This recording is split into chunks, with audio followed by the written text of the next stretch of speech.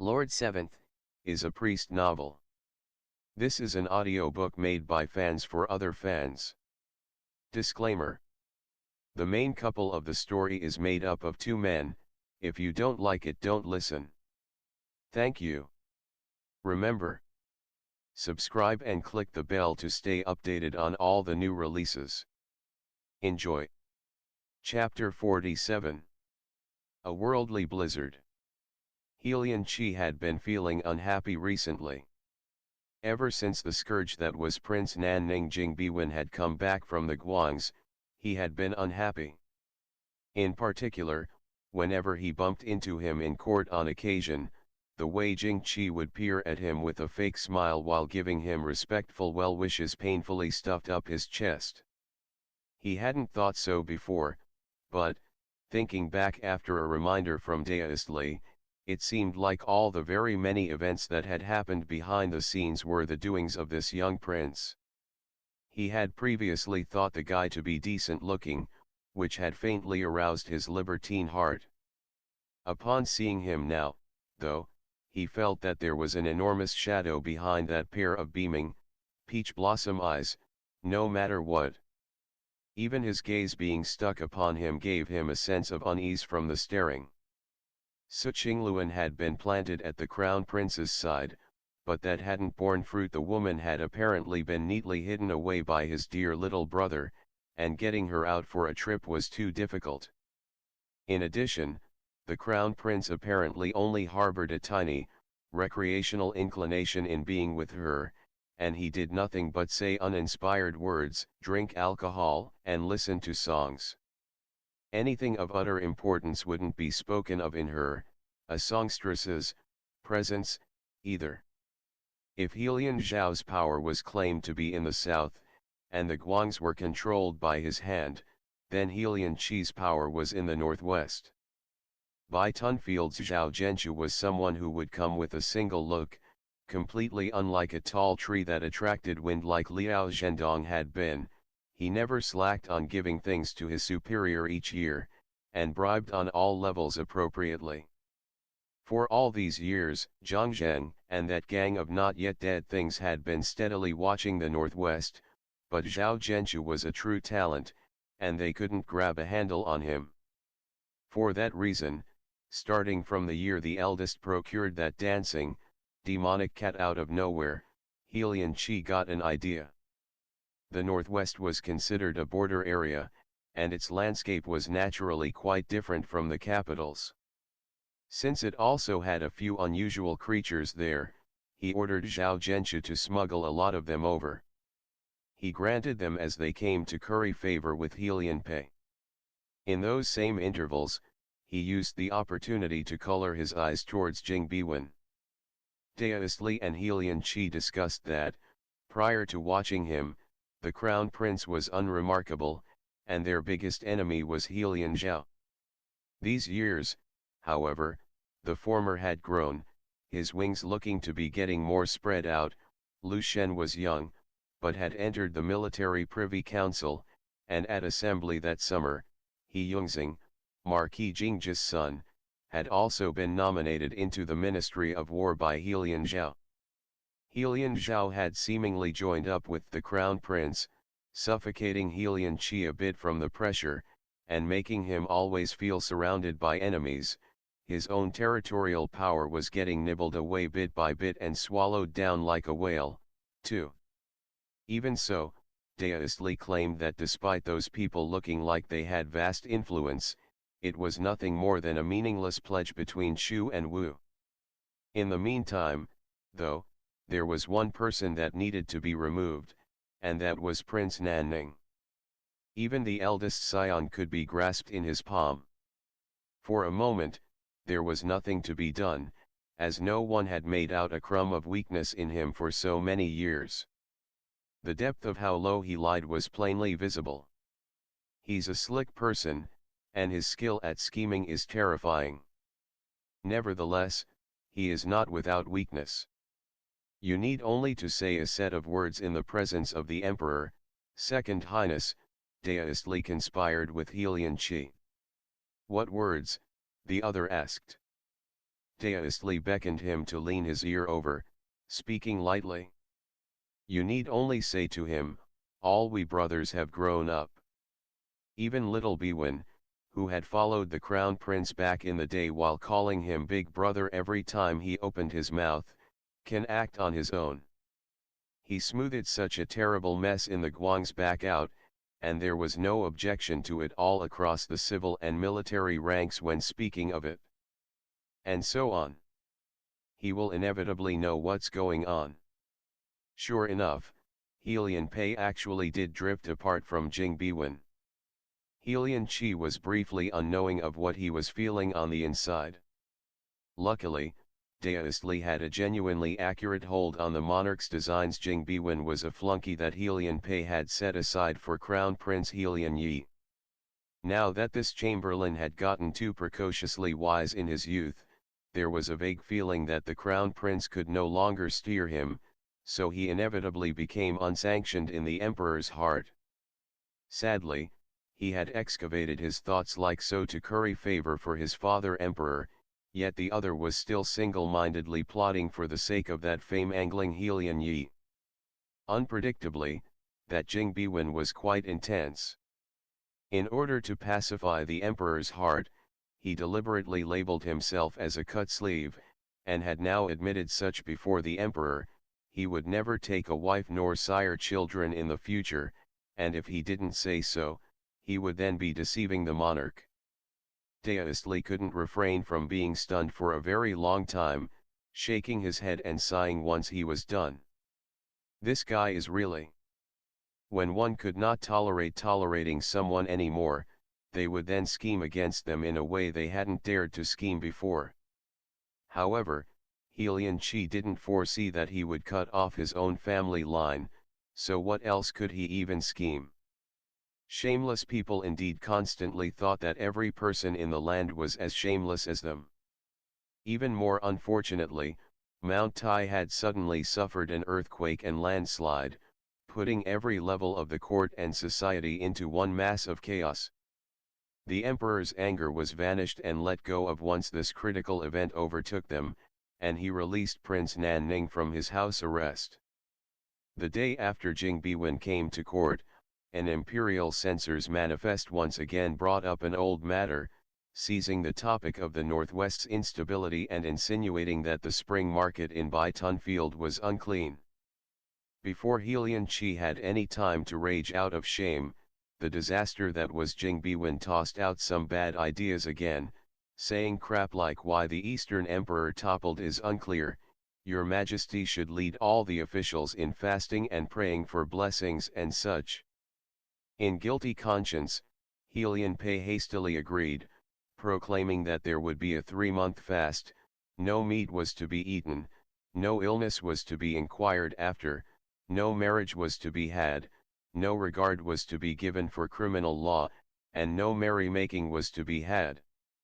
Jing Chi was great at smacking a horse's butt, and happened to jibe with Helian Pei being older, as compared to when the man was younger, he was more liable to respect the supernatural. The Mount Tai earthquake was baffling, and his imperial heart was unsettled. He wasn't like Helian Chi, where he was obsessed with pills and Daoist techniques, but his health had been getting increasingly worse these years, and he feared old age and death. Had Jing Chi not said anything, Helian Pei would express something to that extent anyways, so, with his statement, the man merely felt that it honestly wasn't easy for a young child to have this level of sincerity. His previous spot of hard feelings also subsequently went away. Seeing how Jing Chi had gotten a lot noticeably thinner over this 1 month, both his cheeks looking like they were getting slightly concave, some compassion and affection was born within him, and he felt that the kid was like Ming way back when, an infatuated and passionate person. It was said that the wise would inevitably be hurt, and deep feelings would not last, which Jing Lianyu had already set a precedent for. This child was of the same inclination, making him feel that his previous suspicion was somewhat excessive, as well as somewhat apologetic to him, and his mien was pleasant towards him. Helian Chi observed at the side. Thinking about how this and that wasn't being allowed for 3 months, and that all his days were going to be spent with no taste in his mouth, his mood got ever more worse. Following court's end, he didn't return to his estate, but directly brought a couple of attendants with him to an extremely remote location in the northwest of the capital. He entered the alleys, and after turning a couple of bends, he arrived at an ordinary little residence, after which he discarded his servants and walked in alone. In a short time, an awfully beautiful youth came out from inside to welcome him, pouncing headfirst into his embrace and attaching to him coquettishly. "You haven't come to see me in some days, Your Highness." Helian Chi gathered him in his arms, reaching into the other's lapels. Snow fell from the sky, cold wind coming in bursts. His ice-cold hand extending into the boy's clothes made the latter jolt from the chill, then giggle and shrink into his hold. "You really don't know how to cherish treasures." Helian Chi chuckled, rubbing him up and down. Only after making the teen pant faintly over and over again did he release him, quite a bit proud of himself, and smacked him lightly on the ass. "Little slut, getting loose like this after not seeing men for a couple of days. Has the one I gave you a few days ago been trained properly for your lord?" The pretty boy gave a bit of a pouty flavor as he glared at him, the look in his eyes no different than that of a girl's. "You never think about us old ones and only keep your new flames in mind. What's so great about that little mute?" These good-looking kids that Helian Chi was fond of keeping would fight each other for his attention.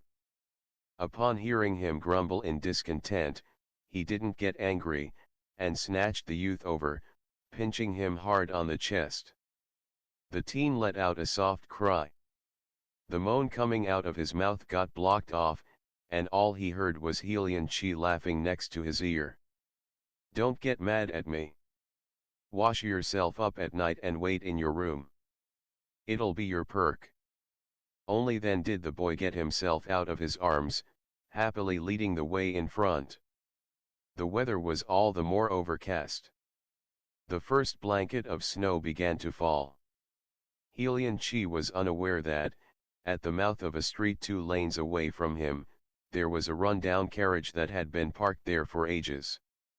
Someone inside it gave an order, and the coachman cracked his whip, driving it away. There was a stove making tiny flames inside it, but it was still cold. Jing Chi stretched out his legs, relaxedly leaning against the cushions. Slightly lifting the carriage curtain, he peered at the dark sky and increasingly heavier snowfall, yet remained silent. The one sitting beside him was in the middle of warming wine, its fragrance suffusing outward, as if it were delving deep into one's heart. That was Joe's issue.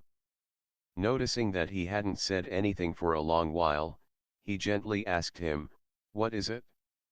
Do you think I've made a mistake, Prince?" Jing Chi's face was indifferent, but the color of his glass-like eyes appeared to deepen a bit, answering what he heard like he was sleep-talking. "Many acts of injustice will bring ruin to oneself. Zishu, are you not afraid of meeting with retribution?" Zhou Zishu grinned. "Prince, you believe in that supernatural stuff." Feeling a bit cold, Jing Chi let the curtain down and gathered his hands into his sleeves. "In my life, I don't believe in anything but the supernatural."